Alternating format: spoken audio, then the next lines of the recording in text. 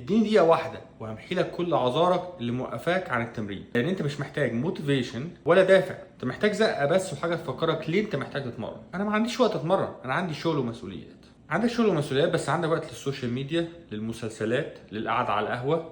بس هي الفكرة ان انت لسه ما قدرتش تدي نفسك الاولوية. حاجة تانية، مش عايز ابقى ضخم ومليان عضلات. انت عارف بقى ان مش العضلات هي اللي هتخليك ضخم ولا شكلك كبير، الدهون هي اللي هتخليك مضخم وشكلك تخين. العضلات بتخليك قوي ومشدود، وبتنزل الدهون في الاماكن اللي مش عايزها زي بطنك واللور باك او الظهر السفلي، فبتخليك مشدود اكتر، شكلك احسن، وبتقوي ثقتك بنفسك.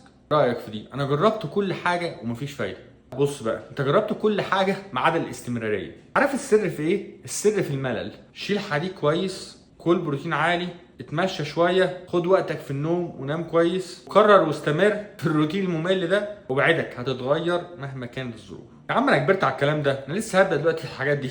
بص، بعد سن الثلاثينات بنبدا نخسر عضلات واحنا بنكبر. انت مش محتاج عضلات اقل وانت بتكبر في السن، انت محتاج عضلات اكتر وانت بتكبر في السن. العضل هو الميتابوليزم بتاعتك، هو هرموناتك، هو اللي بيحمي العظم بتاعك. انت ما بطلتش تتحرك عشان كبرت، انت كبرت عشان بطلت تتحرك وبطلت تشيل حديد. موضوعك الايه؟ هيبدا ما تستخدمش جسمك وتقويه، هتخسره. نفسي ارجع احس بجسمي تاني وانا صغير. بص، بلاش تعامل جسمك كانه عدو، ابنيه كده زي المستقبل اللي عايز تعيش فيه. زي ما بتحاول تحافظ على فلوسك او بتحاول تبني عقاراتك، لازم تحافظ على جسمك، لان هو ده المكان الوحيد اللي هتعيش جواه. القوه مش شكل وبس، والعضلات مش شكل وبس، طريقه تفكير واختيار ومبدا اساسي في الحياه. بص، ممكن افكر لك في 500 عذر تاني وحكايات على قد ايه صعب ان انت تشيل حديد او تمشي على نظام صحي، بس هو قرار واحد لازم تاخده ولازم تبدا بيه النهارده، انك تشيل حديد وتاكل اكل صحي. يلا بينا.